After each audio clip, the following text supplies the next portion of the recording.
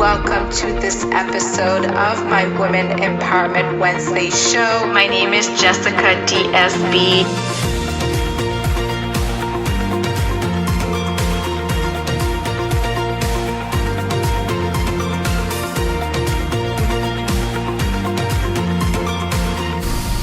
Enjoy this episode.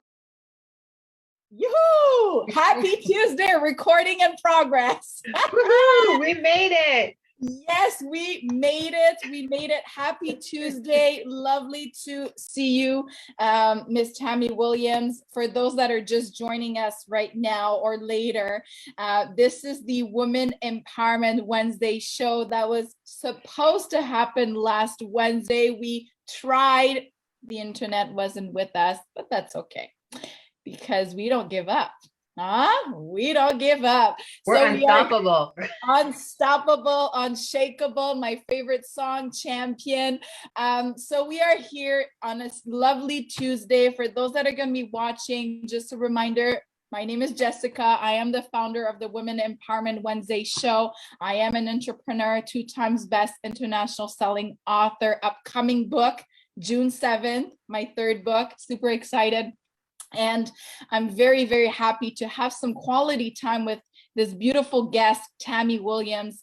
And every week we show up here on the Women Empowerment Wednesday show to have conversations that are empowering, inspiring, and touching, not only between me and the special guest, but these conversations are to be brought back into the lives of the people that you care about, bringing upon a movement. So with that being said, if you're not part of Women Empowerment by Jessica DSB, join my group right now so that we can build this much greater community and empower each other. I'm going to be the first one to welcome you. So let's get going into today's topic with our very lovely special guest, Tammy, wife, mom of 3 beautiful kids, author, entrepreneur, founder of Women Champagne and Real Estate Group, empowering women with all things that are real estate related, business consultant and entrepreneur, helping businesses monetize on their website. She has a true passion of helping others. Welcome, Tammy. Thank you so much. Yes, we are unstoppable. Thank you for the introduction. I first of all want to say, give it back to you because you create this platform with women in mind. Of course, we love all genders, but I just want to make sure that I give that right back to you because over a period of like our lives as children, little girls and growing up, there has sometimes been this little cattiness with women, young girls and competing. And it's so nice to see so many women like yourself who, say, let's put that aside. How can we raise each other up? How can we grow a community? How can we inspire each other? How can we help each other? And you have this platform. You yourself are doing amazing things. I have to give you a congratulations because you were chosen out of, I don't know how many there were, but I know in the one of the 50, oh my goodness, most influential, inspiring women. Hello, let's give it back to you. So thank you. Yes, I'm very privileged to be in your presence right now. So I should be interviewing you. Hey, maybe later. And guess what? I will. I love it. I'm in. So let's get into the topic today. But before we get into that, do you want to share a bit more about who you are? I know we had started talking about that beautiful, the collecting of the shoes. Let's just touch a few minutes on that because I thought it was so powerful what you're doing. Yes, well, it all comes from a place of not having money to always donate and contribute to different causes, and realizing that even if we don't have money, we can give so much of what we already have that we're not using.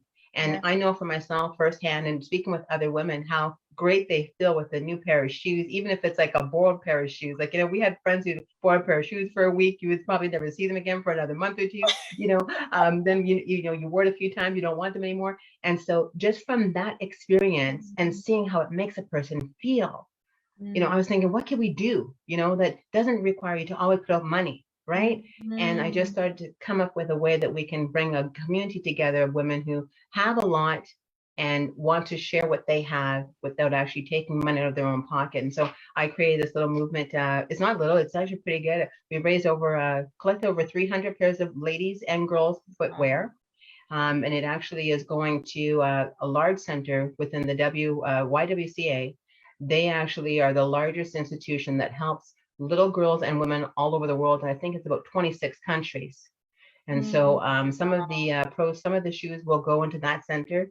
And of course, then I help out other people within the Durham region community with it. And I'm collecting boots, sandals, slippers, and some people have been just buying shoes. Before we had, this situation, they were buying shoes brand new in a box, going to Saks Fifth Avenue and coming out, even brand new Uggs, people just donating it, So it's been really special. I'm still collecting right now. I have a pile here of that I'll be getting around to getting to other people that have it.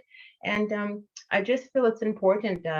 Women, unfortunately, we've gotten lost sometimes with all the roles that we have as women.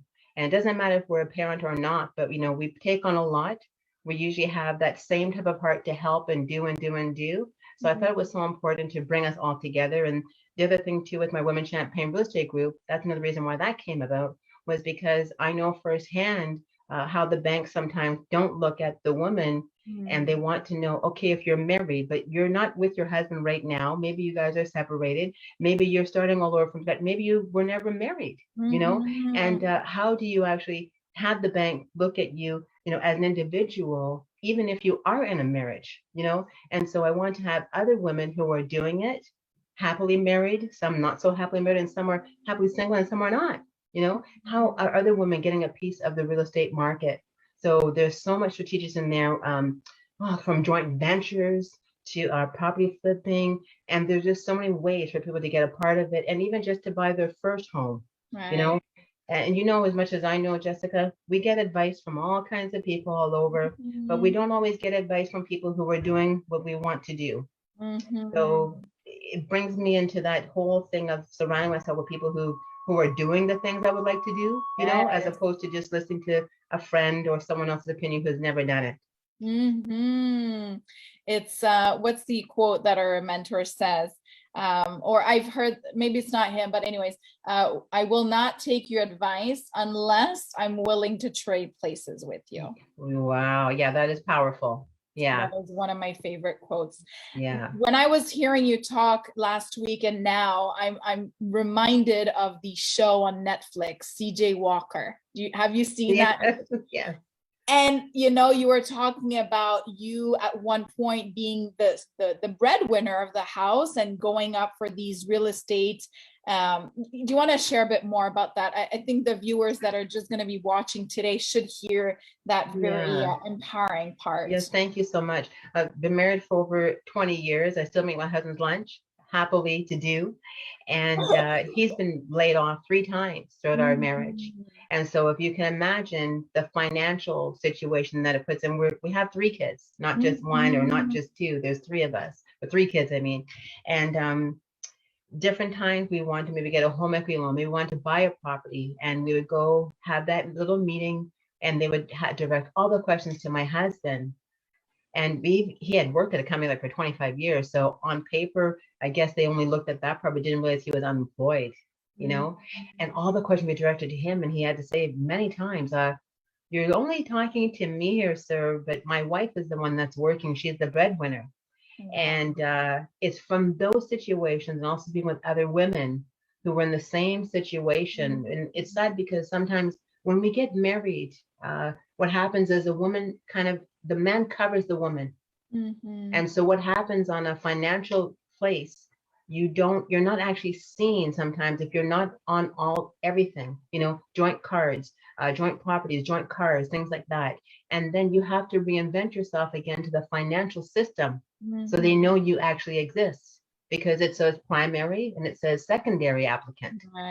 Right. So I realized from that point that I had to make sure that, well, I have 2 daughters, that they know, yes, you can be in a great relationship, but you know what, you can also do something on your own. So I went out on my own to see if I could get a mortgage myself.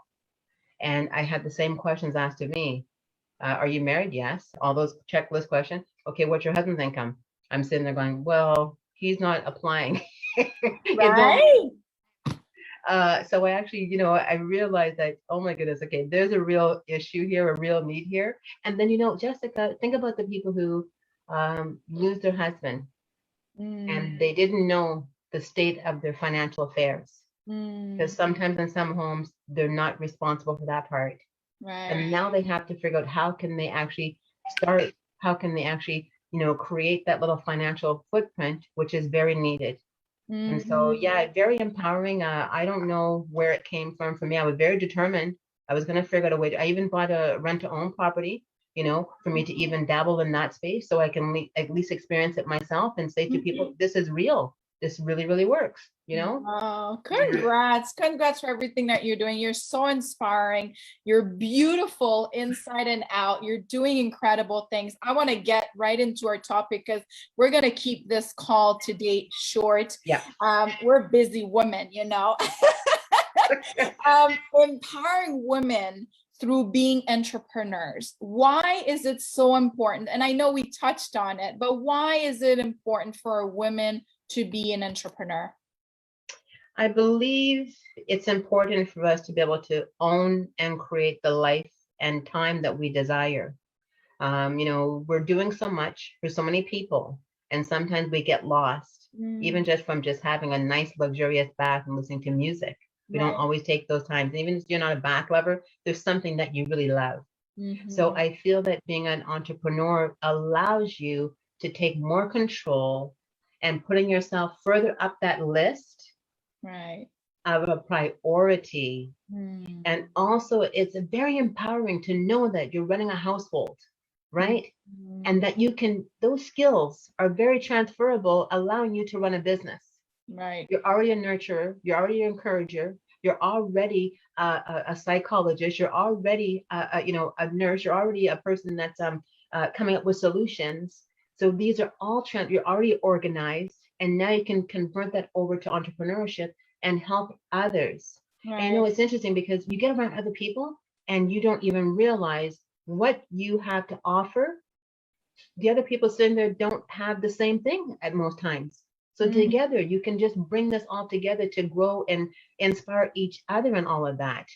Right. We're here to create. Women are here on this earth to create. So I think it's really important for us to get a better sense of self, as well as to Mhm. know what we're really good at, and also get some little cheering from people who we never even drove to the airport before, or we didn't help them move. Yes, yes, yes. I love it. And there's so many, like we could literally talk for Oh my hours gosh. on this Yes. topic, right? Yeah. Yeah. I recently wrote an article for Global Women magazine in the UK about the 7 reasons why a single mom should become an entrepreneur. And one of the reasons, especially as a mom, you want to create your work schedule, right? You want to create the time of when you're going to be working outside of the time that you have to take care of your kids. So being an entrepreneur, you have that flexibility, right? You want to share on that? Oh, yes. I mean, in actuality, think about being a parent and your kid is sick and you have a job outside the home. Sometimes you can feel guilty because you have to stay home and call in to say your son or daughter is sick.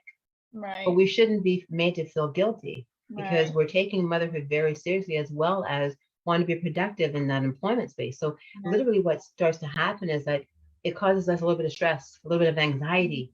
And we Mhm, love the jobs, we love our coworkers, but we mhm. have to also make sure we have a balance in that. That's the other reason why entrepreneurship makes a lot of sense for people who have children or are the guardians, because like 5 hours could go by, maybe I don't get to work because I have to do something with my child or one of my Right, girls or something like that. But if I was at a job, I wouldn't have that same flexibility. And so it's really, really great for time balance, as well as being able to create your own space and also still be productive, because we don't want things for free. We want to earn our income. We want to be right. able to show our worth. We want to contribute to where we're living at. If it's with our partner or not, we want to contribute. And also if we have children, we want them to see as well, Right. how we can still continue to contribute and do things even though we don't have, the job. Yeah, it's beautiful. Yeah. Oh, I love it. Two last questions for Yes. you, Tammy. One, an entrepreneur watching, a woman entrepreneur watching right now and says, oh my God, I'm overwhelmed dealing with 3 young kids, a husband, and building my business. What empowering message do you have for her today? Well, I'm a mom of 3, so I can tell you, and I also make my husband's lunch. I never tell people I'm busier than they are, but I have met very few that are busier than me.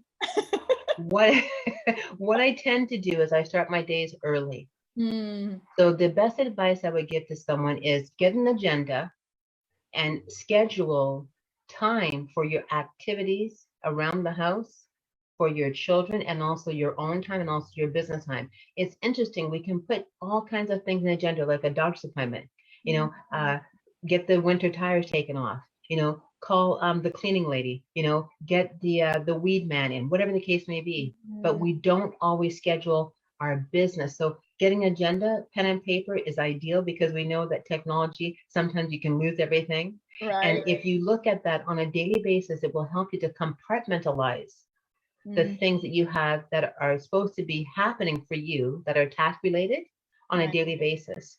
And the other thing too, that's very good is that I tend to make the supper in the morning. So while everyone might be sleeping at 5 o'clock, I'm making the supper for the day. Wow. I'm preparing the lunches for that time.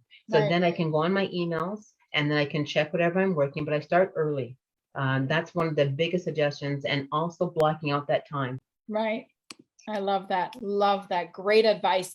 My last question, if somebody watching, an amazing woman, wants to become an entrepreneur, but doesn't know or not sure, what would you tell her today? Well, I would really write down the end goal. What's the reason why they want to be an entrepreneur? Start with that first. Always start with the end first. Mm-hmm. And then seek different groups and people that you have a synergy with, energy with, and try to find out if they're the right people for you. There's all kinds of ways to make money out there. But one thing is very true is if you're not in alignment with values, morals, and also spiritually and energetically, you won't be able to grow. Weeds, they will pop up in between concrete, they will pop up in your grass. The thing about the weeds is that they cannot flourish in certain environments. And we have to remember that the same thing with us. Like you think of a flower, it needs the best of everything, the best soil, the best water, the best sunlight, the best positioning. We are similar to that flower. So you have to find a group of people who are going to cheer you on, who are going to support you, and not look at you like you have 3 heads when you come up with an idea. You think your dreams are big, you're gonna meet someone that has bigger dreams than you. Right. Yes. Yes. I love that. I love that. I love that. So Tammy, where can people best follow you? I know you're working on multiple projects. You can share a bit more about that, but where's the best way people can follow you and connect with you? Well, on Facebook is ideal with my Women Champagne Real Estate Group, or just Tammy Williams. And I also have Instagram. I have a couple of things outside of this space as well, but that's probably the best way. Yeah, Instagram, Tammy Unlimited, or Champagne Living by Tammy. Awesome. Awesome. I'm going to read the 2 quotes that I picked for today's conversation. I'm going to let you close off for last few words. I told you guys we're keeping this short, but it's so valuable. So it's amazing. Women with ambition move their business, not their mouth. Wow. Woo! Woo! Sorry if I'm offending somebody. Disclaimer today, but I'm letting you sink that in. Ask yourself if what you're doing today is getting you closer to where you want to be tomorrow. Wow. What would you like to close off with, Miss Tammy Williams? I think I posted it. I think I posted it today. I can't remember. Always asking yourself, one day or day one. And we can choose in that, whatever that is. It doesn't have to be a business, but asking ourselves on a regular basis, because there's that procrastination that comes into place where we want to put off something for tomorrow. So we really have to ask that question to ourselves, I think, on a regular basis. And I probably would add to that of the women. Think of ways you can compliment women without letting them know that the crown they wear is broken. Yes. Oh, I have shivers. Oh.